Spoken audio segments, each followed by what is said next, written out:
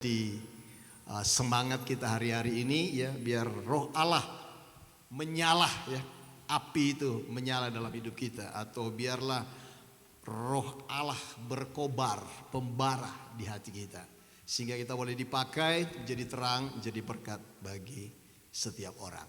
Puji Tuhan, sukacita, senang sekali bisa ada kembali di tempat ini.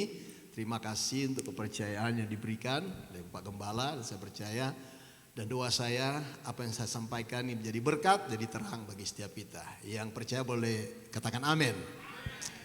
Baik Bapak Ibu yang kasih di dalam Tuhan, dalam hidup ini ada saatnya kita hadapi hal-hal yang tidak kita ingini, atau hal-hal yang tidak kita mengerti.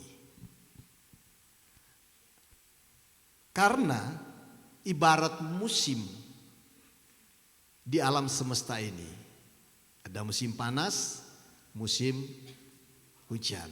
Di negara Eropa 4 musim. Ada salah satunya musim semi, ada juga musim gugur. Dan ini harus dilalui dan silih berganti datang menimpa hidup kita. Ya. Waktu datang musim semi, yang ada adalah bunga, ya kan? Kebahagiaan, ada sukacita. Tapi waktu datang musim gugur, yang ada adalah onak dan duri ya. Di secara rohani gambaran dalam hidup kekristenan kita. Di sana ada krisis, di sana ada kemelut. Nah, Bapak Ibu yang kekasih di dalam Tuhan, kita percaya bahwa Allah turut bekerja dalam segala keadaan, entah musim baik, musim yang kurang baik, untuk tujuannya mendatangkan kebaikan bagi kita. Allah turut bekerja dalam segala sesuatu, entah itu baik, entah itu buruk, untuk mendatangkan kebaikan bagi setiap kita.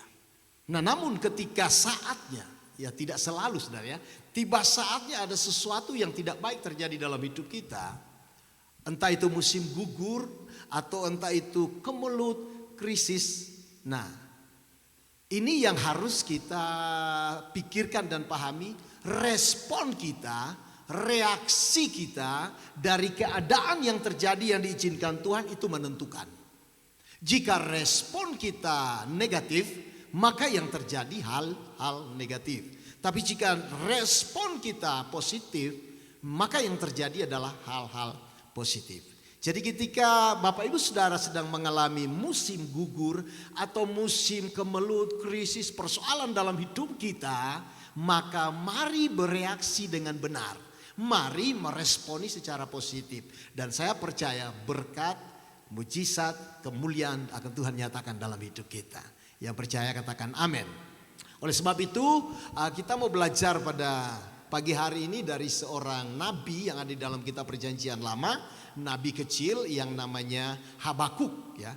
Kita mau belajar dari tokoh ini sangat luar biasa dan sesuatu yang bertolak belakang dari yang diinginkan.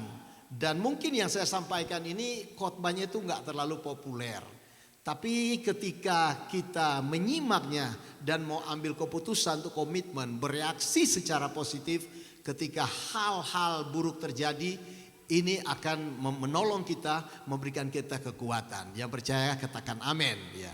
Habakuk respon positif di saat krisis. Nah, saya jelaskan sebentar tentang Habakuk. Dia adalah menurut nama dari Habakuk itu artinya memeluk atau merangkul. Memeluk merangkul di sini bukan berarti lama tak jumpa, lalu ketika jumpa memeluk merangkul, bukan itu maksudnya. Tapi memeluk merangkul di sini adalah ngototnya, kekehnya, semangatnya nggak mau lepaskan sampai ada jawaban. Nggak mau lepaskan sampai apa yang menjadi permintaannya dikabulkan. Nah, ini nama dari Habakuk. Nah, kita tahu dalam kitab Habakuk itu, ini adalah nabi yang unik ya. Karena setiap nabi di dalam Perjanjian Lama, baik nabi besar maupun nabi kecil seperti Yesaya, Yeremia, Yehezkiel, itu mereka mendapatkan pesan Tuhan lalu menyampaikannya kepada orang Israel. Tetapi lain dengan Habakuk. Habakuk ini malah banyak bertanya sama Tuhan, malah banyak berbicara sama Tuhan. Jadi dia tidak mendapatkan firman seperti nabi-nabi yang lain lalu menyampaikan kepada orang Israel. Tapi dia menyampaikan pertanyaan-pertanyaan kepada Tuhan. Dan sampai pada satu titik dia meresponi apa yang sedang terjadi di dalam kehidupan orang Israel dengan positif. Di saat krisis, di saat kemelut, di saat persoalan hidup, mari bereaksi dengan positif, mari bereaksi dengan benar. Nah, kita tahu di dalam pasal pertama itu, Habakuk itu bertanya kepada Tuhan, di mana keadilan Tuhan? Di mana pertolongan Tuhan? Masa sepertinya Tuhan membiarkan keadaan buruk terjadi menimpa orang Israel? Bahkan di mana Tuhan orang Israel berdosa, orang Israel berzina dengan penyembahan berhala? Di mana Tuhan? Kok Tuhan diamnya? Mungkin ini pertanyaan-pertanyaan yang kita hadapi ketika kita mengalami masalah persoalan. Dan sepertinya Tuhan tidak menjawab. Sepertinya Tuhan tidak mendengar. Saya percaya kita semua tahu bahwa yang tidak kelihatan bukan berarti tidak ada, ya kan? Allah kita sepertinya tidak kelihatan, tapi Dia tetap ada.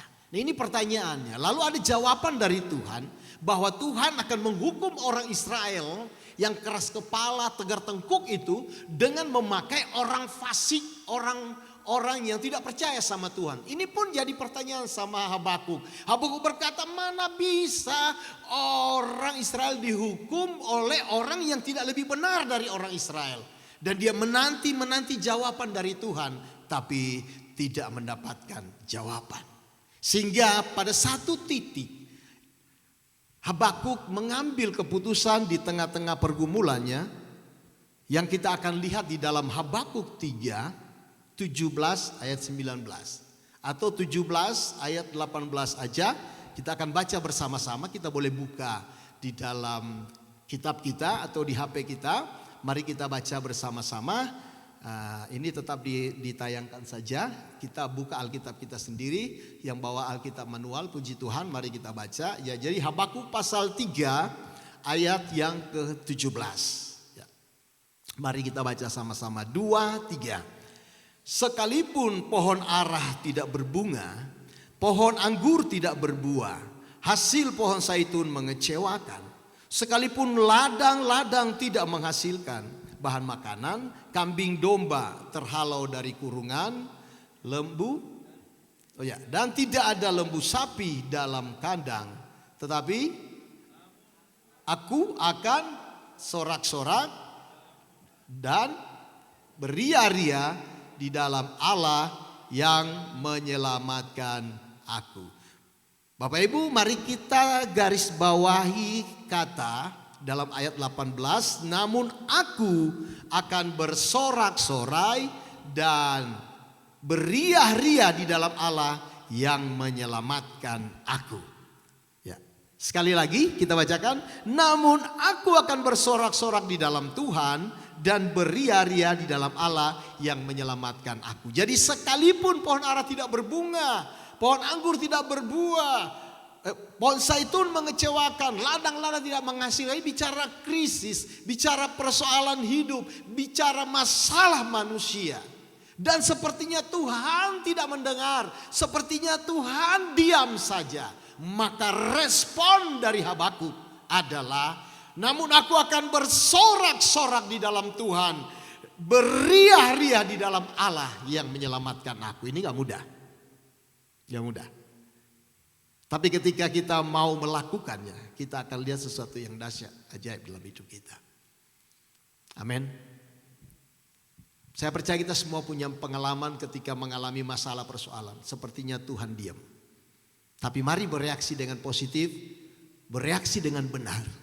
Apa yang Tuhan izinkan terjadi dalam hidup kita. Dia Bapa yang baik, sangat luar biasa. Nah, saya mendapatkan pengertian dari 18 ini, ada 3 hal yang akan kita pelajari dari ayat 18 ini. Namun aku akan bersorak-sorak dalam Tuhan, beria-ria dalam Allah yang menyelamatkan aku. Artinya apa?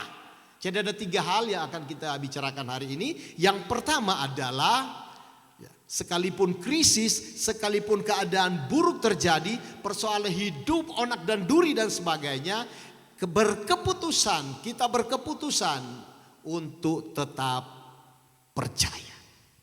Amin. Gak mudah untuk tetap percaya di keadaan seperti yang tidak ada jawaban. Ya, next slide. Kita lihat ayatnya di dalam Habakuk 2 ayat 4. Sesungguhnya orang yang membusungkan dada tidak lurus hatinya, tapi orang benar akan hidup karena percayanya. Jadi kita sebagai orang benar, kita sebenarnya hidup karena percaya kepada Tuhan. Jadi ketika krisis melanda, keadaan buruk terjadi dalam hidup kita, mari kita bersikap positif untuk tetap percaya kepada Tuhan. Ini gak mudah Bapak Ibu. Kita harus tetap percaya. Next slide. Di slide berikut ini kita akan lihat bahwa Habakuk tetap percaya sekalipun tidak memahami Tuhan. Ini gak mudah. Tetap percaya di saat kita gak mengerti. Tetap percaya kita bingung. Kita tidak memahami apa yang Tuhan buat. Tetapi kita tetap percaya. Ini luar biasa Bapak Ibu. Kita melakukannya ini. Nah, jadi seperti yang dikatakan oleh kitab Roma pasal 4 ayat 20, di situ bicara tentang Abraham, ya, yang dijanjikan keturunan oleh Allah, bahwa anaknya, keturunannya akan seperti bintang di langit, pasir di laut. Saya percaya kita keturunan Abraham, bintang atau pasir. Saya percaya kita tidak mau menjadi pasir ya. Artinya banyak banget. Tapi kita ini bintang.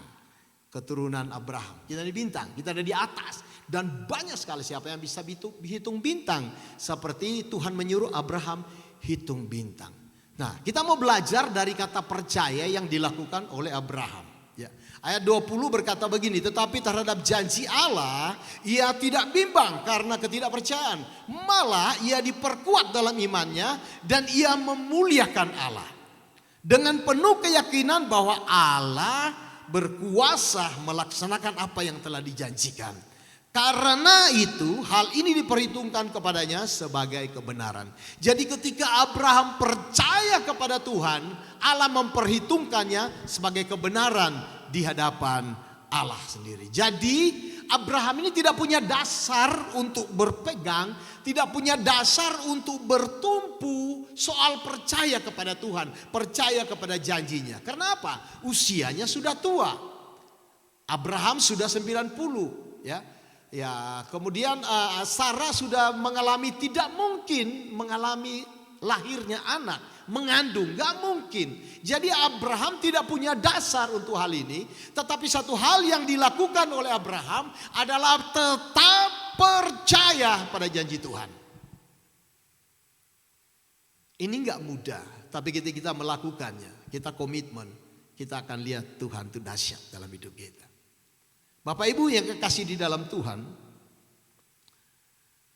banyak orang gagal untuk percaya kepada Tuhan ketika keadaan sulit terjadi. Kalau masih baik-baik mah gampang percaya kan? Yesus dahsyat, dia luar biasa, dia hebat. Tapi coba ketika sakit gak kunjung sembuh, masihkah kita percaya kepadanya? Masalah gak pernah selesai. Malah belum selesai sudah nambah lagi yang baru. Belum selesai juga yang ini sudah datang lagi yang baru. Masihkah kita percaya kepadanya?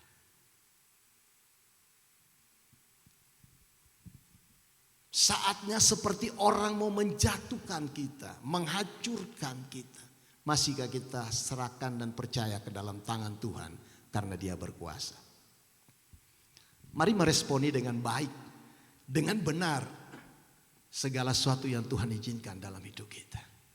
Saya mendengar cerita dan sering saya mendengar cerita ini. Banyak orang-orang yang disebut orang percaya. Saya percaya tidak ada di tempat ini ya. Saya percaya. Waktu keadaan baik, memuji Tuhan hebat, dahsyat, Bahkan ibadah belum jauh-jauh hari belum mulai sudah datang rajin. Tapi ketika tertimpa masalah, sebut saja sakit, masihkah kita tetap percaya kepada Tuhan? Ada banyak cerita, banyak orang tidak percaya sama Tuhan. Dia mungkin ke gereja, tapi dia percaya kepada yang lain. Nanti ada saudara, ada tetangga yang kasih tahu di sana hebat, nggak usah bayar seridohnya. Kadangkala banyak orang lari ke sini. Di manakah iman kita? Maka Yesus berkata, jika aku datang kembali, adakah aku dapati iman di bumi? Sini banyak orang gagal. Mari kita mengambil keputusan apapun yang terjadi untuk tetap percaya kepada Tuhan. Dia sanggup, Tuhan sanggup. Memang kadangkala lama saudara, kelihatannya pertolongan Tuhan. Tapi percayalah, selalu tepat pada waktunya. Dia tidak pernah terlalu cepat, tidak pernah terlambat untuk menolong kita. Bahkan banyak orang yang sampai berkata, siapa yang sembuhkan? Yang sana yang sembuhkan. Padahal dia suka ke gereja. Banyak orang karena untuk persaingan bisnis, bukan percaya mengandalkan Tuhan, cari ke tempat lain untuk menjatuhkan lawan bisnisnya. Banyak hal. Mari tetapkan hati kita untuk tetap percaya kepada Bapa yang sungguh amat baik. Yang mau boleh berikan tepuk tangan bagi Tuhan. Banyak daya tarik, banyak daya pikat. Dan saya mau berkata untuk hal-hal yang okultisme itu sangat canggih hari-hari ini. Ya, bahkan cuma bisa pakai telepon, ya. Hujan bisa dipindahkan. Sepertinya dahsyat. Tapi Tuhan kita, Allah Bapa kita, dia lebih dahsyat dari segala-galanya. Tiada tandingannya, tiada taranya. Kenapa kita gak mempercayainya? Cuma gara-gara lama ditolong. Yang masih muda generasi Yeremia, jangan sampai tidak percaya sama Tuhan. Hanya gara-gara cinta ditolak. Itu bertindak parah. Saya percaya tidak ada di tempat ini, tapi di luar sana orang banyak melakukan itu. Mari percaya sama Tuhan. Amin. Yang kedua, walaupun krisis terjadi, sekalipun pohon ara tidak berbunga, pohon anggur tidak berbuah, pohon zaitun mengecewakan, namun saya mau tetap sembahyang. Ya, jadi arti yang kedua dari namun aku akan bersorak-sorak di dalam Tuhan, beria-ria dalam Allah yang menyelamatkan aku. Arti kedua yang saya temukan, pertama tadi percaya, yang kedua adalah tetap sembahyang. Yang pertama tadi tetap percaya, yang kedua tetap sembahyang. Habakuk 2 ayat 1 berkata, aku mau berdiri di tempat pengintaian dan berdiri tegak di menara. Aku mau meninjau dan menantikan apa yang akan difirmankannya kepadaku dan apa yang akan dijawab atas pengaduanku. Jadi ini bicara menara doa ya. Ini ayat yang suka dipakai. Nah jadi Ayub tetap sembayang, Habakuk tetap sembayang sekalipun krisis kemelut terjadi di dalam hidupnya. Sekalipun sepertinya Tuhan tidak datang menolong, keputusannya untuk tetap sembayang. Sembayang itu artinya doa, pujian, penyembahan. Jadi di saat kita mengalami hal-hal yang tidak baik ini, masihkah kita tetap menyembah Tuhan? Misalnya di gereja. Masihkah kita tetap mengangkat tangan dan menyembah Dia? Atau malah kita, Tuhan, saya mau berhenti menyembah. Kita tahu gereja kita DNA-nya adalah doa, pujian, dan penyembahan. Next slide kita lihat. Kita belajar dari murid ketika disuruh diam di Yerusalem. Dan mereka melakukan ini. Mereka semua bertekun dengan sehati dalam doa bersama-sama, diartikan dalam doa, pujian, penyembahan siang dan malam bersama-sama dalam unity. Ya, Kisah 1 ayat 14. Dan di dalam penantian itu kita tahu bahwa tiba-tiba Roh Kudus dicurahkan. Nah, jadi ini adalah prinsip restorasi Pondok Daud dan ini adalah prinsip menara doa, pujian dan penyembahan. Dan itu harus menjadi gaya hidup dalam hidup kita. Yang tidak boleh dapat dilepaskan dari hidup kita. Nah, saya percaya ketika kita mengalami sesuatu yang tidak baik ini, setiap kita pasti dapat untuk tetap memuji dan menyembah Tuhan. Di saat badai persoalan menimpa kita, musim yang buruk terjadi dalam hidup kita, masihkah kita dapat berkata, Kau ku sembah, Kau ku sembah, oh Tuhan. Masihkah kita mengalami hal yang sulit dalam hidup kita, kita datang beribadah, kita mengangkat tangan dan berkata, I exalt thee. Ini yang harus kita lakukan hari-hari ini. Ini yang Tuhan mau kita kerjakan. Tetap menyembah Dia. Tetap meninggikan nama Dia. Jawaban dari masalah dan persoalan hidup kita mungkin belum terjadi. Tidak ada jawaban mungkin. Pertolongan belum datang. Bahkan sepertinya tidak ada pertolongan. Tapi kita tetap mengangkat kedua tangan. Entah di rumah, entah waktu kita beribadah. Dan terus menyembah Bapa di sorga. Saya percaya ini menyenangkan hati Tuhan. Yang mau katakan amin. Baik, yang ketiga, arti dari namun aku akan bersorak-sorak dalam Tuhan, beria-ria dalam Allah yang menyelamatkan. Aku adalah tetap setia.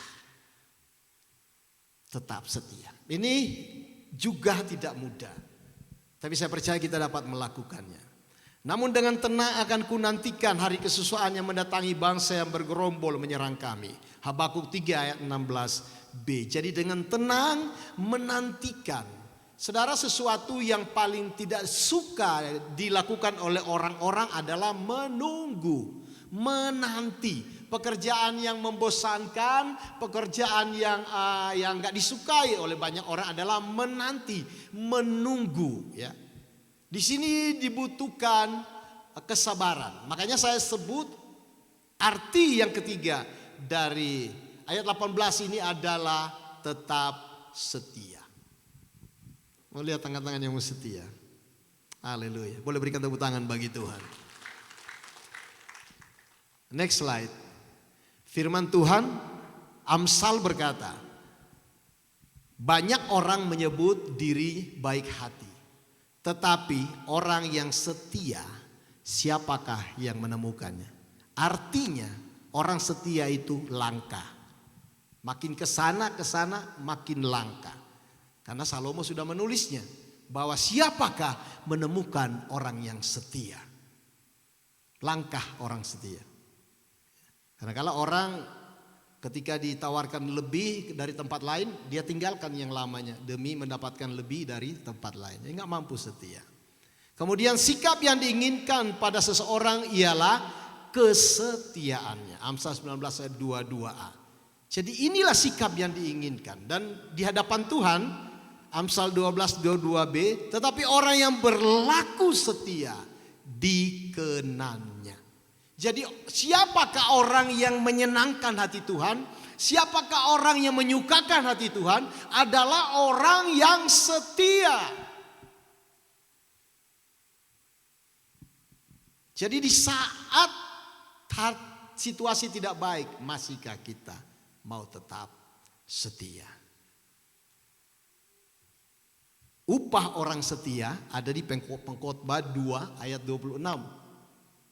Di situ dikatakan, upah orang setia itu orang dikenan Tuhan. Dan orang dikenan Tuhan ini yang terjadi kepadanya. Pengkhotbah 2 ayat 26 bilang begini, kepada orang yang dikenannya Tuhan memberi hikmat, pengetahuan, kesukaan, sukacita. Tetapi kepada orang berdosa disuruh mengumpulkan segala sesuatu, setelah itu diberikan kepada orang yang dikenan Tuhan. Jadi mari menjadi orang yang dikenan Tuhan dengan berlaku setia sampai akhir. Ujian kesetiaan itu kepada para pria atau bapak-bapak ketika banyak uang. Setuju ya?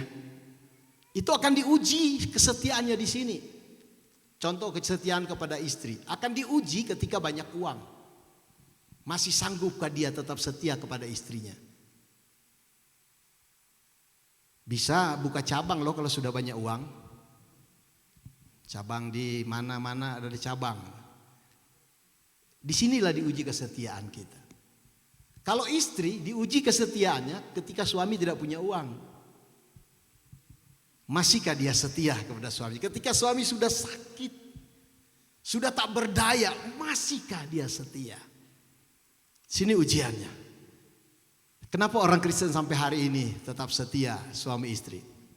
Karena ada covenant, ikat janji di hadapan Tuhan. Tapi di luar sana, banyak orang gagal diuji kesetiaannya.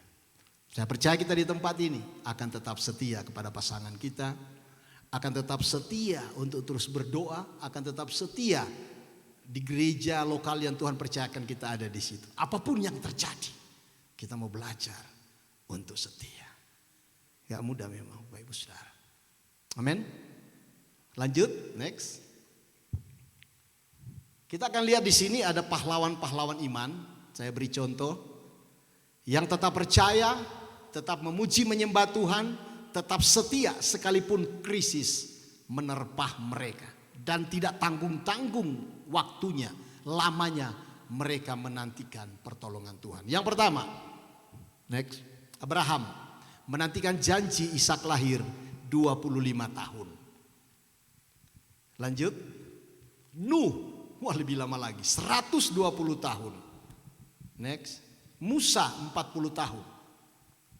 Next, Yusuf 14 tahun. Orang Israel waktu pembuangan ke Babel, janji Tuhan mengembalikan mereka, menantinya 70 tahun. Kalau baru 1 tahun tidak ada jawaban, itu mah masih kecil. Ya. Mari tetap percaya, mari tetap sembahyang, mari tetap setia sekalipun waktunya lama, sekalipun sepertinya pertolongan tidak datang. Yang mau katakan amin. Bapak Ibu yang kasih dalam Tuhan, mari yang terakhir saya mau tegaskan di sini. Next. Saya akan tetap percaya, saya akan tetap sembahyang, saya akan tetap setia tanpa syarat. Banyak orang mungkin dia akan tetap percaya dengan syarat, asal Tuhan engkau tolong saya, ini maunya. Saya akan tetap sembahyang asal begini-begini Tuhan. Saya akan tetap setia asal yang penting begini-begini Tuhan. Itu syarat.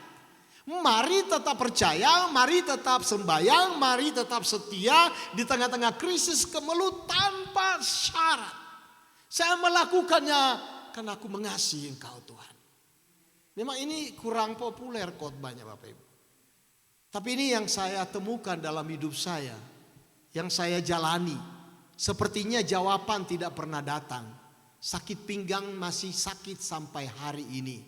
Sudah mau setahun lebih. Tapi saya tetap percaya. Saya tetap menyembah. Saya tetap setia. Saya tetap melayani Tuhan. Saya tetap bersyukur. Saya tetap melakukan apa yang menjadi kehendak Tuhan. Ini yang harus jadi komitmen di dalam hidup kita. Amin. Yang mau boleh berikan tepuk tangan bagi Tuhan. Ada seorang hamba Tuhan, saya akhiri dengan ini. Berdoa untuk seseorang supaya diselamatkan. Ini kisah benar terjadi. Bertahun-tahun dia berdoa, orang ini gak pernah bertobat.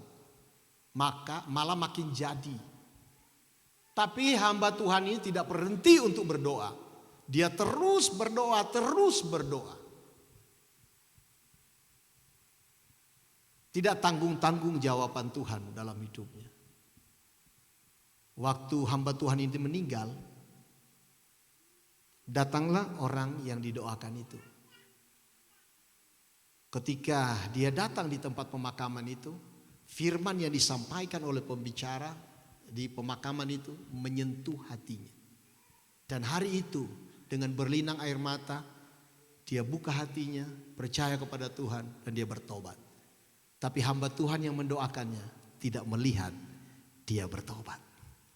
Kadangkala jawaban doa kita tidak melihatnya, tapi mungkin anak cucu kita mengalaminya. Oleh sebab itu Bapak Ibu, mari tetap percaya sama Tuhan. Jangan yang lain. Mari tetap sembahyang menyembah Dia. Di gereja ketika kita menyembah, mari sungguh-sungguh menyembah Dia. Jangan tahan-tahan.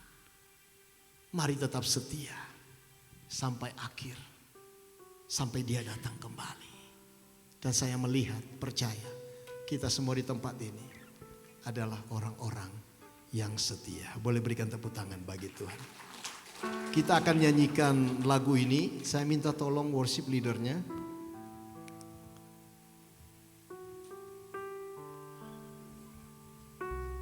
Saya minta tolong dinyanyikan oleh worship leader.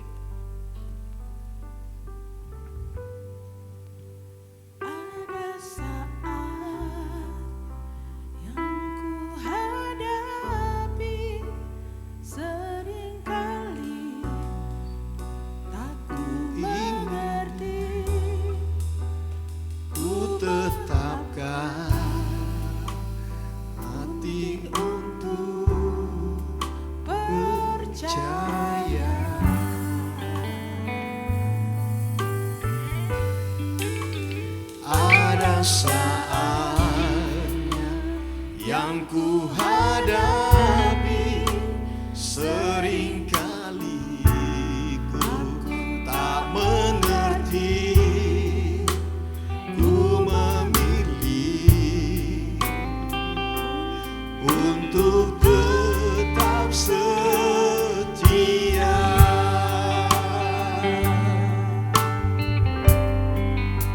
Sampai hidupku, ku kan tetap menyembahmu, melayanimu seumur hidupku. Sampai ku menutup mata, sampai ku menutup mata, ku tetap mengasihimu. Biar kau dapati ku hamba-Mu yang setia. Sampai akhir hidupku, sampai akhir hidupku, bukan tetap menyembahmu, melayanimu seumur hidupku.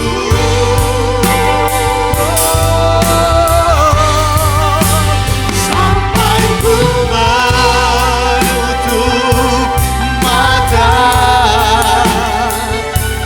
ku tetap mengasihimu. Biar kau dapati ku hamba-Mu yang setia. Waktu saya persiapkan khotbah ini, sampai saya mendengarkan lagu dan saya mencari pujian penyembahan bertema setia. Banyak yang saya tahu tentang setia, lagu-lagu. Namun ketika saya mendengar lagu ini ternyata sesuai dengan apa yang disampaikan. Bapak Ibu, memang banyak hal yang tidak kita alami, yang kita alami yang tidak kita ingini. Banyak hal yang kita hadapi yang tidak kita mengerti. Namun mari kita ambil keputusan, komitmen, selama aku hidup, aku akan tetap menyembah Dia. Selama sampai aku menutup mata, aku akan tetap mengasihinya. Badai boleh berlaku dalam hidup kita, onak dan duri boleh menimpa kita. Selama aku hidup, aku akan tetap menyembah-Mu Tuhan. Sampai menutup mata, aku tetap mengasihi. Dan biarlah engkau dapati, aku hambamu yang setia. Yang mau melakukan, boleh kita angkat kedua tangan kita.